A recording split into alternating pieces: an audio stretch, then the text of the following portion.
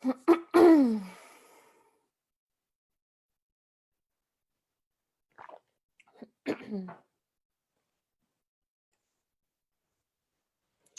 right, it seems that we are now live, which is excellent.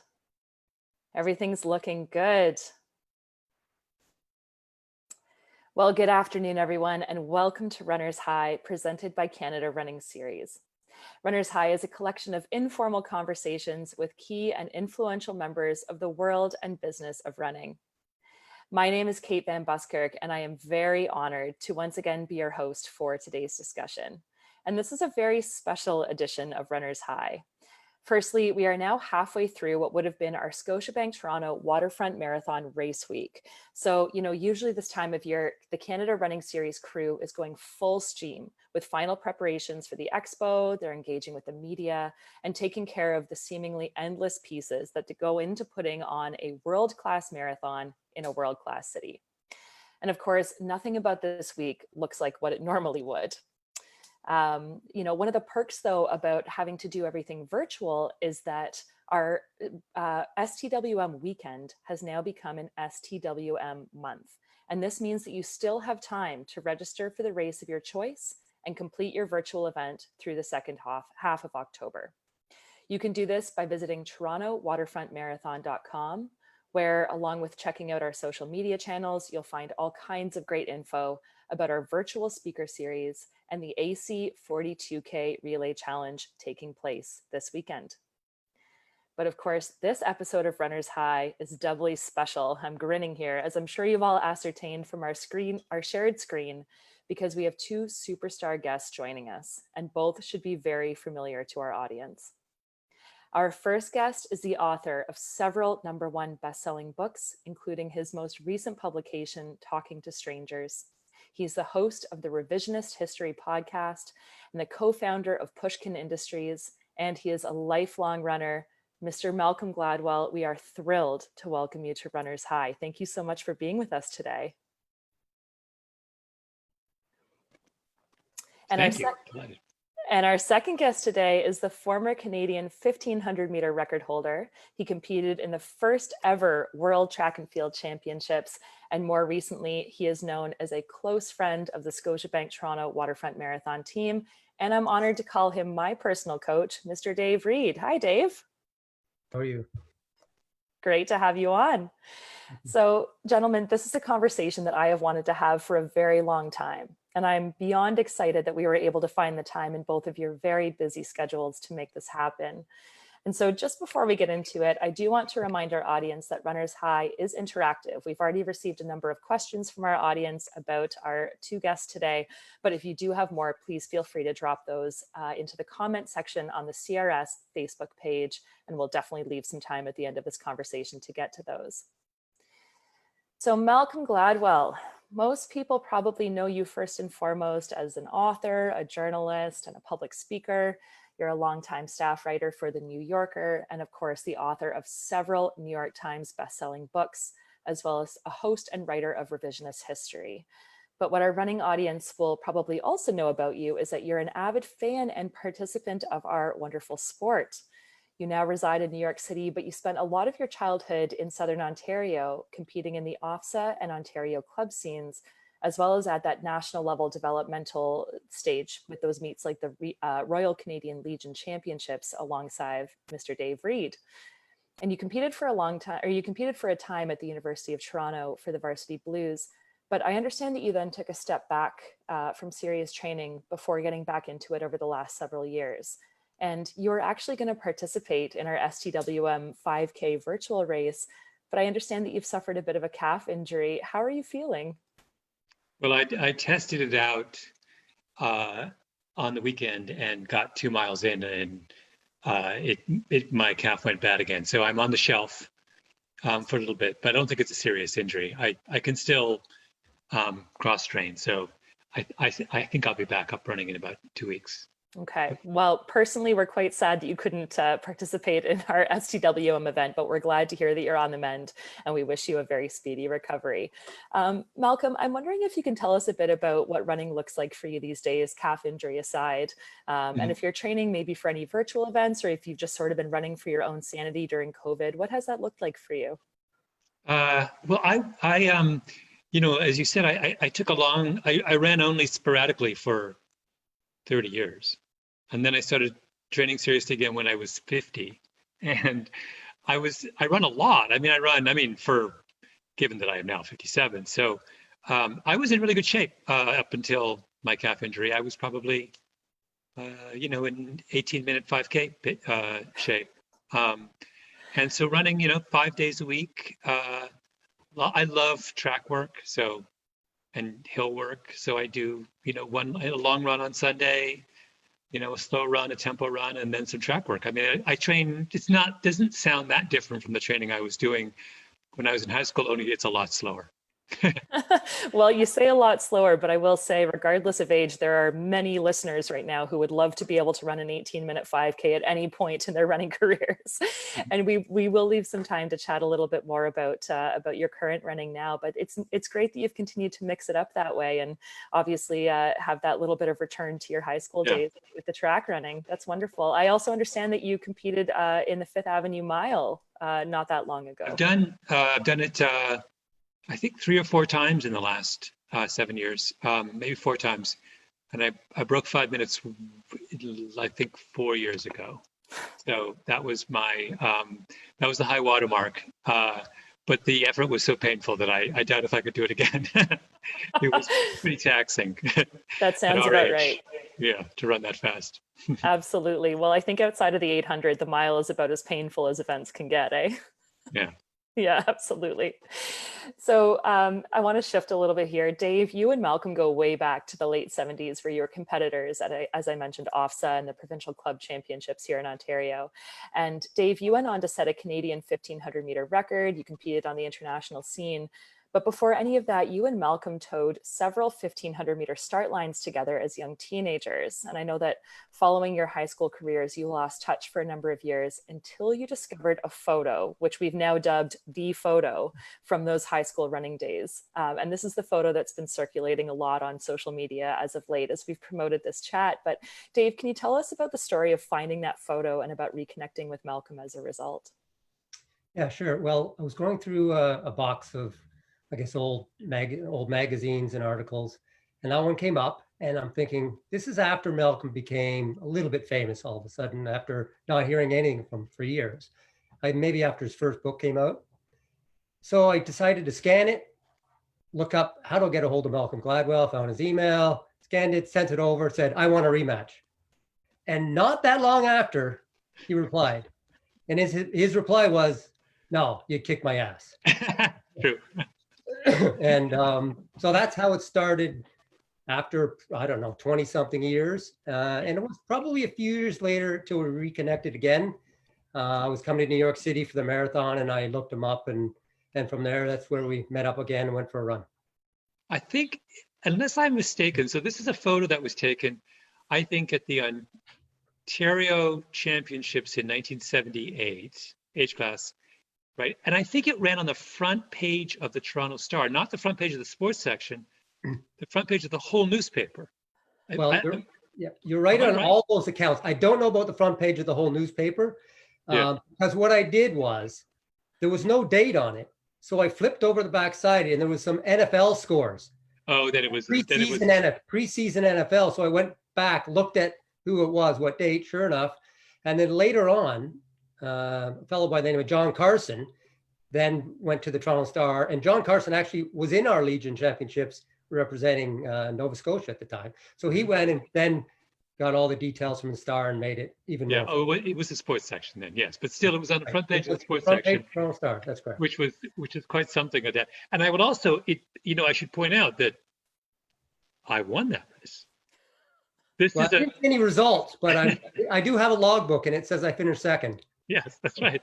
Well, it's the high watermark of my running career, because I think it's the last time is it the last time no, it's not the last time we ever raced, but it may well be the last time I ever beat you. It was, and I was.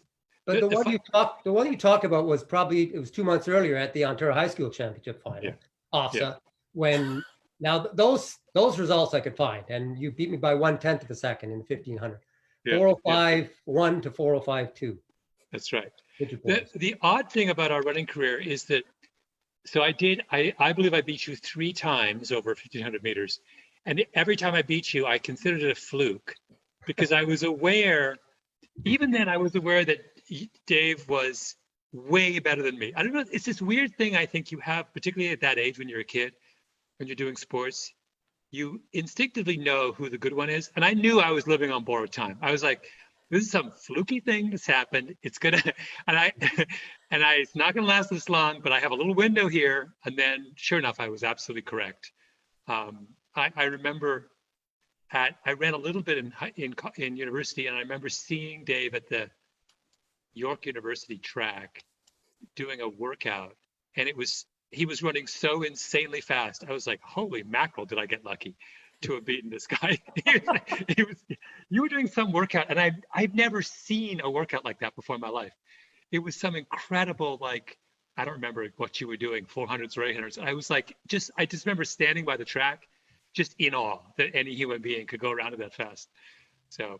Well, so I'm curious about this because, Malcom, you say it was a fluke, but and Dave is the first to admit this, you beat him quite a few good times at some pretty high level meets, although, not by a large margin, often, tenths of a second, if that. Yeah. So it sounds like there was this sort of really friendly rivalry between you two. What was that like towing the line? Like, were you always kind of eyeballing each other? You see that now, right? I guess you've seen it forever, especially in OFSA. OFSA, for our non-Ontario listeners, is basically the national championships at the junior level. It sometimes means more than the national championship. So what was that like for you two, lining up and knowing that you were each other's sort of main competition? Go ahead, you go first. Well, to tell you the truth, that was my first high school championships where Malcom beat me. So I didn't even know who he was when like, you don't know each other. There's no internet, there's no instantaneous results. You just show up and do it, Now, thinking nowadays, if I knew who he was and how he ran, maybe I would have run differently. But back then, you just showed up and raced whoever showed up. You didn't even know anything about him. I would have known him later on when we raced against each other later that summer at the Ontario Championships. And that picture, by the way, is at Etobicoke Centennial Stadium, which I was at again just this morning. So it's a place that's. Well, I had an advantage because your results. Am I wrong that your results in kind of regional championships and things in high school would have been in the Toronto papers, but my results would not have been. So I actually knew, I was tracking you before those races back then because I was looking to see who was winning the midget 1500 in the Toronto area high school, so I was aware the whole time that you were my principal competitor, particularly after before OFSA, because we had met, remember, the summer before in Sudbury. Yeah. At the Legion Championships. That's the first time we met over 1500 meters. But then I was fully aware that you were the one I had to beat at OFSA that year. So you weren't following each other on Twitter at this point? Yes, there's no still Twitter. not. There's no Twitter. That's right. Oh, so well, the funny thing is, I mean, you talk about this high school rivalry that you had at OFSA and at the Ontario Championships, but then, and you started to mention this, Malcom, you went on to actually become Ontario teammates at that Legion National Championships, which is, again, one of the sort of highest level developmental meets of that age group.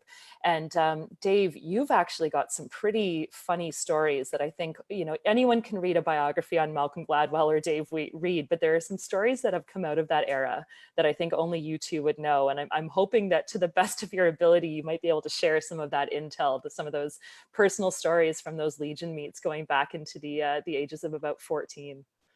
Well, there's many good stories. I'll tell one of them. I know the one Dave's going to tell. The one I remember, which I've never forgotten, is we went 2 years to the Legion together. Yeah. One year it was in St. John's, Newfoundland. The year 1979, the year after. 79. Yeah. And Chris Brewster, who went on to have a great career as a Canadian runner. Chris, Dave, and I would go for runs in the morning. And one morning we went for a run through the streets of St. John's and to Signal Hill, which, as you know, is basically straight up. I mean, it's as steep as hills get. It's the great landmark in St. John's. And Chris and Dave ran it backwards. And I thought, I just zipped up it. And I was like, that's just nuts. I am not running. And I realized as I watched them go, I actually wrote about this years later. I realized that was why they were better runners than I was. There were just some things I just wasn't going to do. Whereas, Dave and Chris were like, that was the challenge, and they were gonna, meet it and destroy it, and they did it. They ran up the steepest hill imaginable backwards, and I stayed at the bottom, and realized that I was never going to be the runner they were. Dave, I think you said, we were chatting about that exact story before this, and you said something like, you said, we're going to race, and Malcom said, and I'm going to go home. Something like that, yeah. That's right. Yeah. The year prior to that, we were in Peace Gardens, Manitoba. So that's on the Manitoba, North Dakota border. And two things that I remember most about that was we showed up in it's a week-long activity. They have coaching seminars and things for the athletes. So we got there, we showed up at this track, but we looked at each other and saw the guy working. I said, where's the stadium? You're here. So it was a dirt track with a forest in the middle. And there was a guy pushing a roller to flatten the track down. And we kind of looked at each other and this is it. But sure enough, it worked out and we all ran. And the funny thing was the officials who had the time events that started on the far side of the track, like the 200 meters, would start their watch and then sprint through the forest to the finish line to get the finish line times. It was pretty bizarre. And the other story about that, now, I don't know if you were with us, Malcom, but I think you were. Yeah. We were out walking one day, a bunch of us, and we maybe hopped the fence and walked along. Next thing we know, the U.S. Border Patrol came and picked us up. Yeah, I was there. Yes, brought us into the customs. I still remember seeing a picture of Jimmy Carter on the wall. And, kind of interrogated. We're just like, hey, we're just out looking for some burgers and fries. What do you... And, so it was harmless, but it was, thinking back, I don't know if you get away with it today. We just signed our names in a book, and I signed a fake name. What did you sign, Malcom? I don't remember, but I was like, I'm not putting my real name down. They don't know who I am. I'm not going to. Well, we went for a run. We knew there was this excellent place to get fast food that was across the border. So we actually went for a run, a good run. We hopped the fence. Literally at that point, the border is a low fence, which we hopped over and went down the road to get, a burger somewhere. It was really, I remember that as well. That's funny. So maybe it was intentional. You heard there was a good spot on the south side of the border for some burgers and fries. Yeah. Oh, thank you for sharing that. I'm sure there are many more stories which we will not ask you to tell right now, but those are some wonderful hijinks from back in the days. Now, of course, after your high school days, your paths sort of went in different directions. Dave went on to compete at the first ever World Track and Field Championships, set a Canadian record, almost qualify for the Olympics. And then, sort of since retiring from that elite racing scene, Dave, you haven't raced as much and you've had a few health issues that have set you back from that. On the other hand, Malcom, you went on to the University of Toronto and you raced a bit there. But again, you had a bit of a step back from the high level racing scene. I'm wondering if you can tell us more about that, because you obviously had tremendous talent in high school and it sounds like you really enjoyed it. So what was the reason for putting running on the back burner at that point for you? Yeah. I mean, I think I had the wrong attitude about running. I got really in high school obsessed with the idea that the only reason to run was if you could win the race that you were running, which, and then when you stop winning the races, you're left with nothing. I didn't have an alternate way of, healthier way of making sense of running. And then what happened when I got older was I sort of embraced the idea that it's fine to be, running is so inherently fun. It's fine to be mediocre, although my pride tells me I'm not mediocre, but I no longer win the races that I run in, and it doesn't bother me. I just enjoy the act of running, and that was very liberating. I joined a track club here in New York when I was 50. And no one asked me what I did, how old I was, what my running history was. No one cared whether I was fast or slow. Some of the people in the club were not fast at all. We had 4.5 hour marathoners in the club, and everyone was considered to be a serious runner and taken, and everyone treated each other with respect. And it was this beautiful thing that you don't have to always try to win every race. That's not what running's about. And that just opened the door. And then I just plunged back in, and it's been the happiest 7 years of running in my life. I mean, it's really been an extraordinary experience. Well, that's lovely. And that was actually something I was going to ask you, because I've read various quotes of yours sort of around this topic, talking about, now that I'm a mediocre runner, I realize being that a mediocre runner is actually even more fun. And you use the word liberating there. I'm wondering, is that sort of what gets you up and gets you motivated each day? I mean, to still be in the shape, and, understanding that you have a lot of inherent talent, but to still be in the shape to run an 18-minute 5K at 57 years old, no disrespect intended, there's a certain level of passion and commitment that must remain all these years later. I'm wondering if you can tell us a bit about that love for the sport that you've maybe rediscovered, it sounds like, in the last decade. Yeah.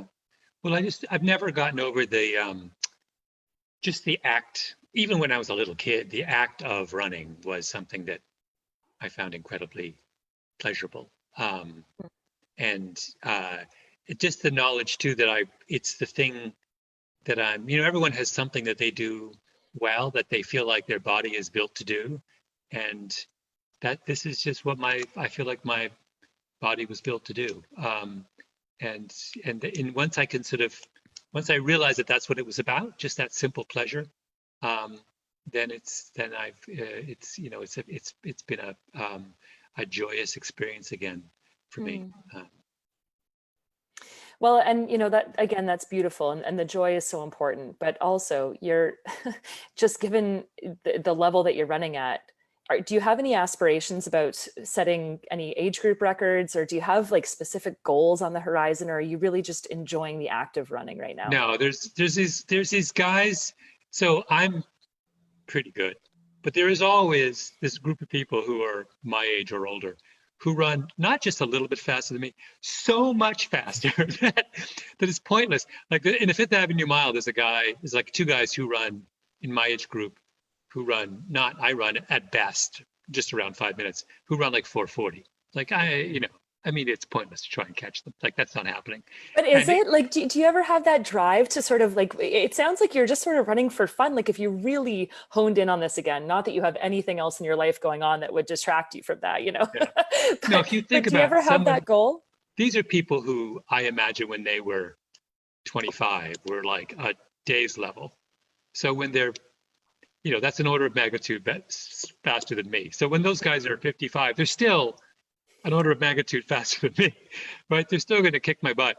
There is no point to, and there is no joy in trying to compete with them, right? It's like, then it becomes a grind and torture. It should be fine for me to go out and just compete at the level that I feel comfortable at. Absolutely. Yeah. I will say to many of you know Paul Kemp, the Canadian runner, Paul Kemp, who came to see me, and just before I got injured, we went for a run. And I'm just going to boast here, I took him from my favorite path through the town cemetery, and I dropped him. He actually, after 4 miles, he's like, "I've had enough." And I was so pleased with myself. I was like, I destroyed Paul Kemp. Malcolm, that sounds like the story when I first showed up, the first time I've seen you 30 years in New York. And I said, okay, let's just go for a 40-minute run. It was during the New York City Marathon weekend. I remember that. So we went along the Hudson. When we get to 20 minutes, Malcolm's picking up the pace. And I said, we can turn around. No, another 5 minutes.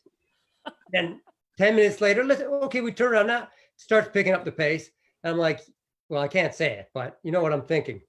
But to finish off that part of the story, after that, we chatted, was another few years. In the meantime, I said, I better do a little running next time before I go to New York. Yeah. So I invited him. We met in Central Park. We went for a run around the hilly 6-mile loop. And the only thing Malcolm said at the end was, I guess we're even. Yes. No, I remember that run. So there's that, the running cliche, talent doesn't go away. So Dave gets in shape, comes back to New York. We go for this 6 mile loop around Central Park. And I remember like halfway into it, it's like, oh, this is why he's the world-class runner and I'm not. He's like gliding along. He wouldn't stop talking. I was like, will you stop talking? I am completely out of breath. He's like chatting along, and like charging the hills and like blowing past 22-year-olds and just like, oh my goodness. I was so happy when that was over. I'm very glad to hear that even in small ways, that competitive edge and that competitive fire continues to burn bright. It's quite fun. Well, and you're both, obviously you've competed at high levels in respective categories, both of you throughout your careers, but you've also remained huge fans of the sport. And we've seen this just incredible resurgence of Canadian elite road running over the last decade. It's been so exciting. I mean, we saw the Canadian marathon records go down on both the men's and women's side, multiple times on the women's side, both of which had stood for decades. And we're simultaneously witnessing this global running scene improve at a truly astonishing rate. I mean, this seems to be the year of the world records, from Gide and Cheptegei just a few days ago breaking their world records for the 5,000 and 10,000. Of course, Kipchoge breaking 2 hours in the marathon, albeit not on an official race. I'm wondering, given how fast you both were and how long you've been involved in the sport, what are some of the major changes that you've both seen over the decades, and I would say maybe especially in the last 5-ish years, that you can attribute to these huge leaps in Canadian and global performances? Are you want to choose a side, or are we going to Well, talk? and that's an important piece of it, right? I mean, obviously shoes are part of sort of the technological revolution, and we could get into that. That could be a whole other conversation, but maybe some of the major changes that you've seen, and shoes certainly, but maybe approaches to the sport, other types of technology or science advances, mindset, anything that you've really seen that stood out for you as significant changes. Well, for me, I mean, I really haven't left the sport in all these years. So if I compare it to a long time ago, there's for sure the attitudes about the training have changed. And I think just in general, your people have exercise physiologists and besides their coach, and they have physical therapists, and these people are now more experienced, they're more knowledgeable. And you see all these athletes now carrying around foam rollers, and they're a lot more aware of their body and how it works and what they need to do to stay healthy, which is the key, obviously, to be consistent. And I think that's the biggest difference. And I think, with the more experienced coaches and knowledgeable coaches and all the way down the line, it's gone to the athletes. And I think for sure that has a major impact on what's been happening. Dave, I remember when I bought my first altitude tent and I told you about it, and you kind of laughed and you said, yeah, altitude tent, huh? Back in the day, all we did was sit-ups and push-ups, and that got me to a Canadian record. Yeah. Things have changed a little bit. Malcom, what have you seen as some of the major advancements in our sport that have led to these performances? Well, like everyone, I've been tracking this Canadian resurgence, particularly on the women's side. I remember we used to run against Gabriella Stafford's dad, Jamie Stafford. So I knew him from way back when. And there was the summer when she was breaking every record in sight. I would email him every time his daughter broke a record. And I felt like all of a sudden I was emailing him like every week. Weekly, yeah. And I would watch those races, and her and Laura Muir and all those runners. And I realized that I think there's a mindset shift, which is that a lot of people, I think there was a lot of people from countries like Canada or Scotland or what have you, in the last generation got discouraged and felt like they couldn't compete at the international level. Mm-hmm. And then there's been a switch has just been flipped. And when I would watch a Gabriella Stafford race, what's fascinating to me is that it's clear that she thinks she can win. I mean, she's not kind of drafting along trying to get a personal best and come in fourth. She actually, same thing with Laura Muir. Laura Muir runs every single race like she's going to win.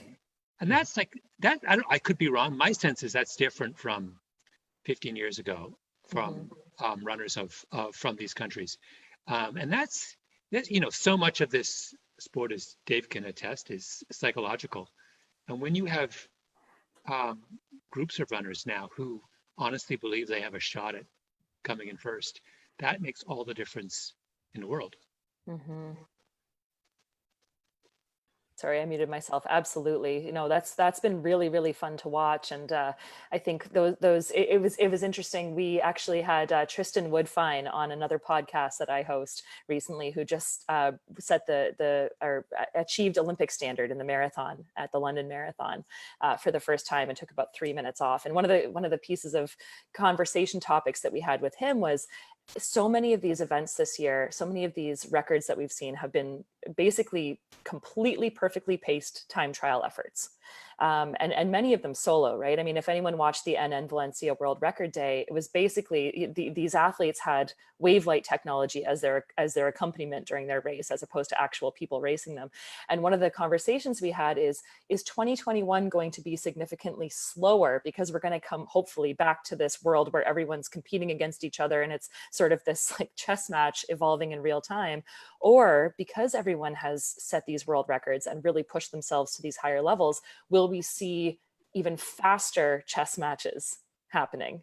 Do you have any thoughts on what we might see moving forward in terms of how this year has been so different from years that we've seen in the past? Either of you? I'll go ahead. I don't know what's going to happen next year. I just know that, traditionally in the championship races, people don't run for time; they run to win. That's not to say people won't, look at what's been happening this year and see these records broken and move the bar. They have to adjust their training a little bit, thinking if they want to be the best, if they want to beat the world record holders, they've got to run that fast. And I agree with Malcolm. Like, it for sure, the bar's moved, the attitude of the people has changed, and they feel like they can win now. And I mean, I don't know what's going to happen next year after watching all these records go down this year, but actually, I'm looking forward to a championship races, to tell you the truth. I mean, I don't mind watching these setup races, but I love watching championship races. I know you're a big fan of those, Dave. How about you, Malcolm? Any thoughts on what we might see moving forward based on this year? Yeah, I mean, it's just a reset. Like, when I think back when I was growing up in the 70s, there's no way a Canadian would be, talking on the men's side, no Canadian man would be in a world championship or Olympic final in, say, the 5,000, right? Right. And then now we have, what did Mohammed run? 12:47? 12:47. He was on the podium last year at the World Championships. And on the podium last year in the World Championship. And that just radically readjusts your, now I wouldn't be surprised at all to see that happen again. So that's a kind of, I think the question of what the times are is less important than, than the order of finish. We may well slow it for all kinds of good reasons or bad reasons or what have you, but I just think it's all kinds of people are now in the running who weren't before, and that's to me the most interesting race of the last couple of years was a time trial on the Nike campus. I think it was last summer, where like a bunch of people who you never thought would break 13 broke 13, including Matt Centrowitz. Like, Matt Centrowitz could run 13 minutes in the 5K. Like, oh my goodness! And then the guy Woody Kincaid runs 12:58. And like, but just that, it made you realize there's a bunch of people out there who can do things that would surprise you, given the right circumstance. That was when that happened, I was like, I had this little sense of premonition that the floodgates are about to open. Absolutely. Well, and on that note, we've seen some of these floodgates opening just with the Toronto Waterfront Marathon in general. I mean, that's where both the women's and men's Canadian marathon records went down twice on the women's side. Of course, Cam Levins beating it on the men's side, and then these incredible performances with the likes of Trevor Hoffbauer. Both of you, I know, again, have remained very keen fans of the sport. And Dave, you've remained really deeply involved in the Canadian running scene as an integral part of the STWM weekend over the years. I'm wondering if you can share some of your favorite memories from this event from the past several years. Well, yes, you're right about that. From the beginning, I think 30 years ago, I was involved with Alan Brooks, who owns the series and puts it on. Does an amazing job, by the way. And in the early days, I was the guy doing the technical core stuff, like going to City Hall, going to see the police, the barricade people, and putting out the route, doing all that. Back when we had a skeleton crew. And more recently, I'm just work with the athletes on the elite side, dealing with the pace cars there and the pacers and all the elites and what happens up there. So I used to just get to sit in the lead pace vehicle all these times. And that's why a couple of years back when we knew Cam was running and I had a feeling from his conversations a month out that he was going to get the record, I actually emailed Malcom and invited him onto the lead truck, but he couldn't make it that day. But and of course, Cam did go on to set the record that day. Cam, he's my doppelganger. Yeah, so That's right. He came to New York for Melrose, and I went back into the just to meet him, and I have a picture with him, and it's like he looks like my little brother. It's uncanny, that picture of the two of you. I think there's maybe some good running genes and some other things going on there. That's awesome. So speaking of STWM, one of the really lovely things this year, as I mentioned, is that everything's gone virtual. So this has, it's caused some challenges for people. It's obviously stopped us from running together and competing in these big city marathons the way that we all love to and miss, and hopefully we'll get back to soon. But again, it's created this opportunity for us to do things in a different way and to take the entire month of October to work towards our STWM virtual races. And a big part of the Toronto Waterfront Marathon for many years now has been the Charity Challenge. And although both of you unfortunately are not able to run as you had hoped, you're still both going to be contributing to some charities. And I'd love to know what you've chosen and why those charities are important to you this year. Well, I chose Sick Kids for me. I mean, there's not a bad charity on the list. So I was like, well, which one appeals to me? And that was for sentimental reasons that several of very good friends of mine have been physicians there over the years.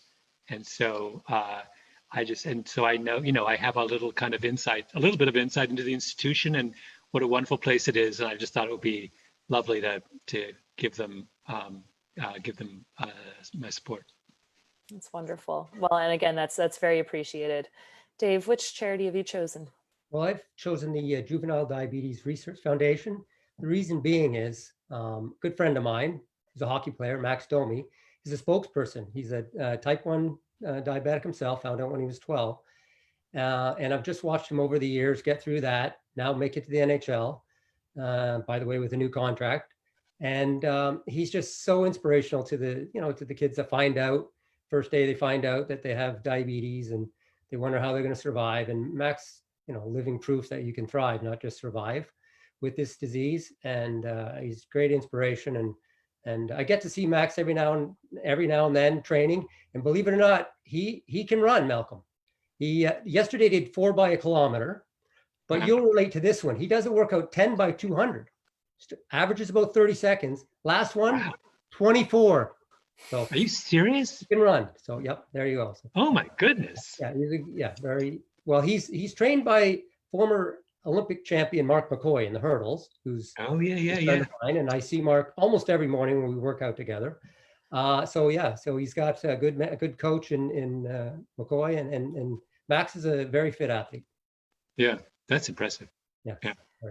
Well, thank you both, gentlemen, for choosing those charities. Again, we would have had a bit of a running challenge here had you both been healthy, but given what I know of Dave's training, maybe next time we'll have to do, Malcom will do some running and Dave will have to do some combination of sit-ups and push-ups and some med ball stuff. And we'll find an equation there where it can be sort of equal, because I think that bring the distance down.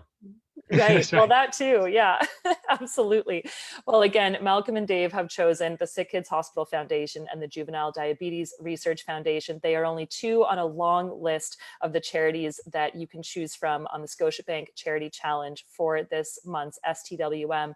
There are still registration spots available to register for events throughout this month and also to get on those Charity Challenge opportunities. So check out the list of the Scotiabank Charity Challenge charities at torontowaterfrontmarathon.com, and that's where you can also register for your event for this month.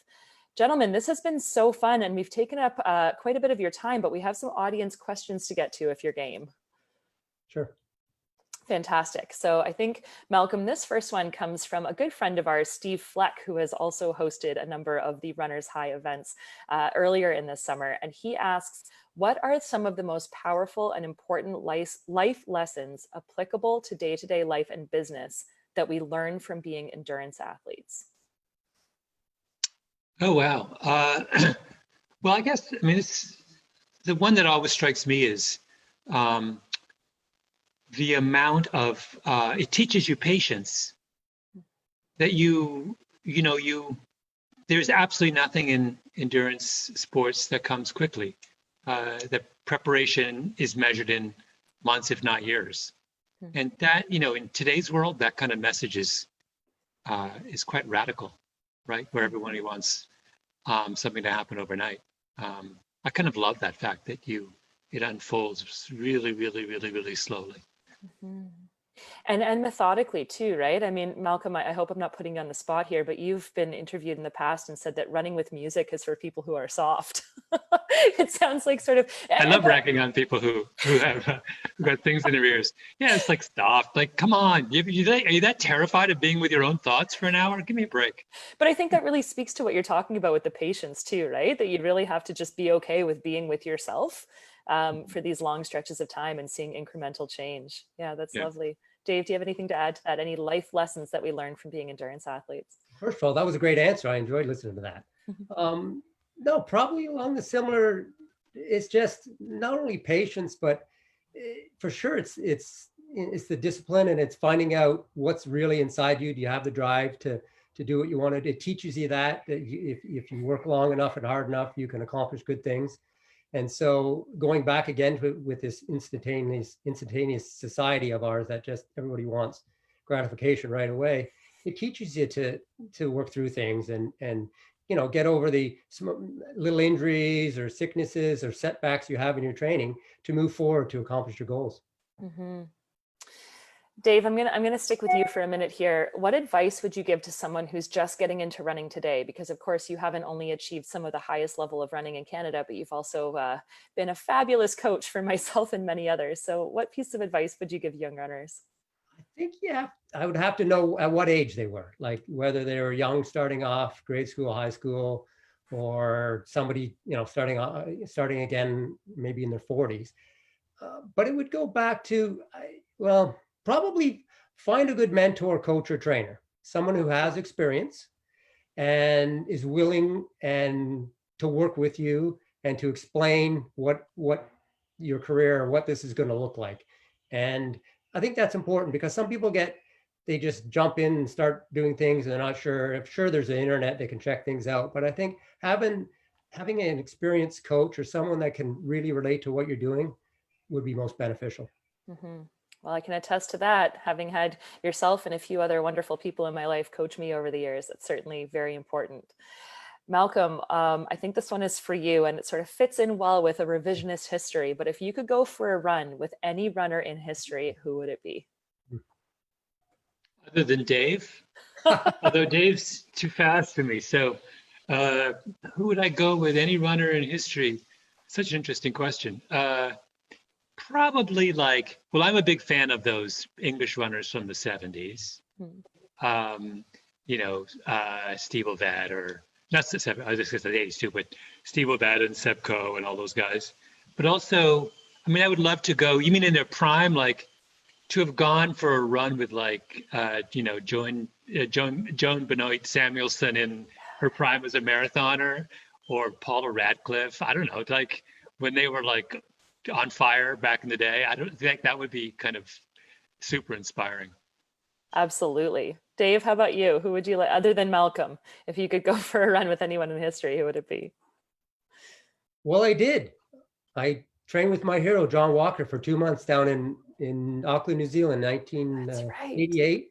And it was unbelievable. And I realized there was one part, I tell you, there's a famous course in Auckland up these mountains, the Waitakere Mountains. It was a 16 or 18 mile long run. And you go up this hill and you're around the bend, and you go up another hill and you're around a bend, and you go up, and it just kept going.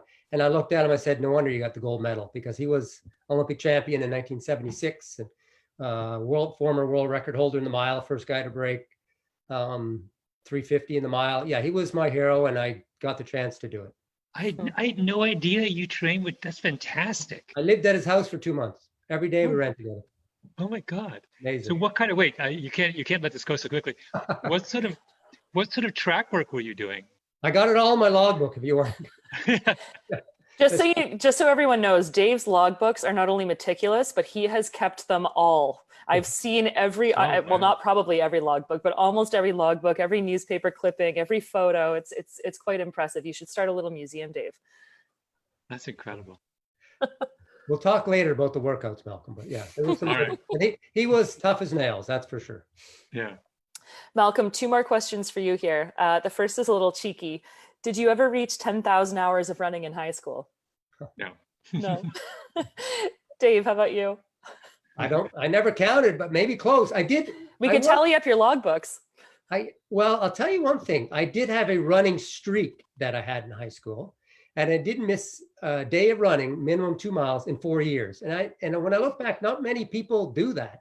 And so I remember the day I didn't do. I was sick, and I didn't go out the one day I broke the streak. But yeah, I would minimum 2 miles. I'd run every single day. So I don't know whether that added up to 10,000. I wasn't, I didn't have my calculator. I wasn't smart enough to add up. But your friend and a friend of Canada Running Series, Walt Fayon, may have something to say about 10,000 hours. But again, that's a conversation for another time.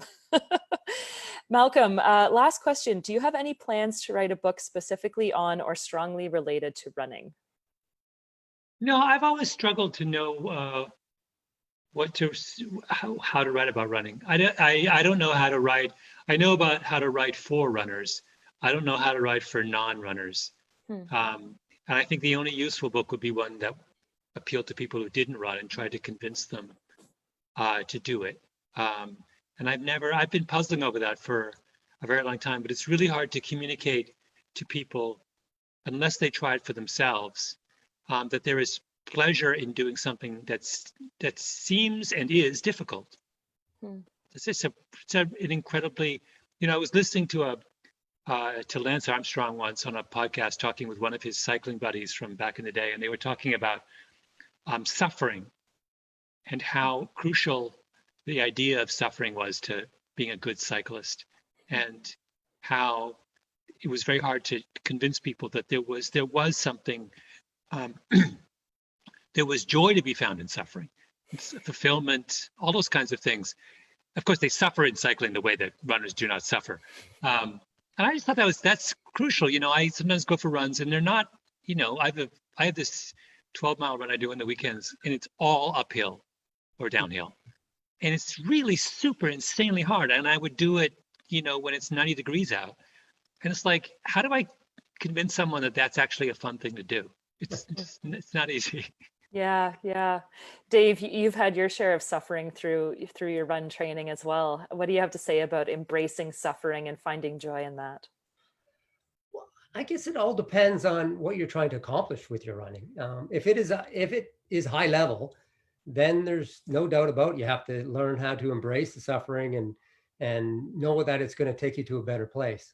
For the people that are just out, to maybe run a 5K or 10K, I think they suffer through a certain degree of that as well, but maybe not to the same extent. And yeah, you just have to, but I think once you do it and you get through it, even the people I see, and I talk to the running community all the time, the people that are first getting involved, they're not too sure what's happening. And, they get through their first long run, they get through a few workouts, and then they're kind of addicted. They're like, okay, it wasn't that bad. I can do that again, or I can get better. So yeah, and I agree with Malcolm. Sometimes you have to go through it to see that, well, it's not that bad. And, just ask for more. Well, and again, so much of that joy is retroactive, right? You may not be experiencing the sense of pure joy in the moment, but afterwards, a sense of accomplishment. I mean, I've been on many a long run where I wake up dreading it in the morning, and by the end of that 25 hard K, I'm spent, but it's been one of the most enjoyable, hour and a half that I've spent in my week. So I think all of the runners listening right now will be able to relate in some way. And I think that's a lovely note to leave it on, because as all of our runners prepare for their virtual STWM events, regardless of the distance, from 5K all the way up to the marathon. And then Malcolm, we have something called the whole shebang this year, where throughout the month of October, you run a 5K, 10K, half marathon, and full marathon, and submit your results. Those are the true sort of gluttons for pain. But for anyone participating in whatever distance you may be throughout the month of October, we wish you the very best of luck. We hope that you are able to embrace the suffering, as Dave and Malcolm have suggested. Gentlemen, thank you so much for sharing your time and your insights with us. I feel like this could be twice as long, but we won't keep you any longer. Thank you both so much. Thanks so much for having me. Thank you. Once again, you can still register for your STWM virtual event by visiting TorontoWaterfrontMarathon.com. Please consider signing up also for the Scotiabank Charity Challenge, either for the Sick Kids Hospital Foundation, the Juvenile Diabetes Research Foundation, as Malcolm and Dave have chosen, or any of the hundreds of other charities listed there. And for all of those competing this weekend at the AC 42K Relay or any of your virtual events, we wish you the best of luck. Continue to post your results on social media. We will be cheering and following along virtually. Until next time, thank you all for tuning in. This has been Runners High with Malcolm Gladwell, Dave Reid, and myself, Kate Van Buskirk.